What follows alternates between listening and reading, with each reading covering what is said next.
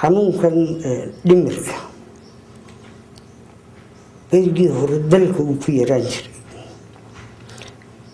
dadkana waxaa deeqi jiray wax aan waxba ahayn bulshada dalka ku dhaqnaydna in is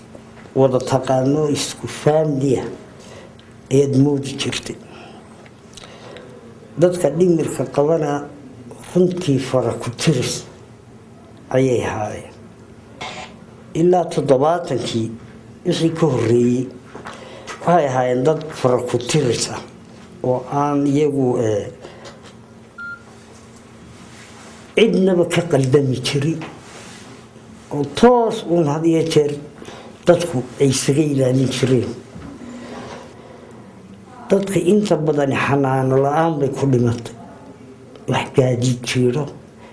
wax gidaar iskaga baktiya qaar gidaar ku soo dhow aan garanayaa nin sawaaxili ahaayo Oriental Hotelka gidaar dhinacan ka xiga seexan jiray gidaarkaa ku soo dumay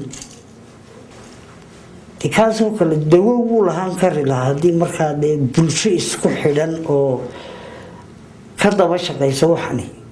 ay waddanka jiri lahaayeen anu waxaan qabaa imikadan lafteeda qoladaasi dhimirka horta cidda ka shaqaysa in iyaga laftooda la daweeyo waayo waxaa la doonayaa qofku inuu u dhabaradaygo dadkan loo dhiibay mas-uuliyadooda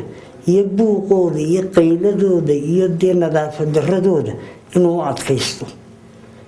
markay lilaahi ka tahay inuu u shaqeeyo oo dawadooda aanu si kaloo qalada aanu u bixinin dad waxaan aragnay laleeyahay dawadii dhimirka ay soo qaateen oo ay seexan waayeen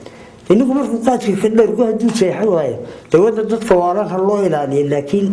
in suuqa lagu siiyo fiicna oo dadka la siiyo dee seexan waayo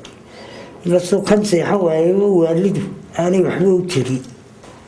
maalmo dhaweyto waxaa layga sheegaya cilaajiyada yacni waxyaabaha ka dhaca wax fawaaxisho aan kaba dhici jirin waddankeeni waddan islaamku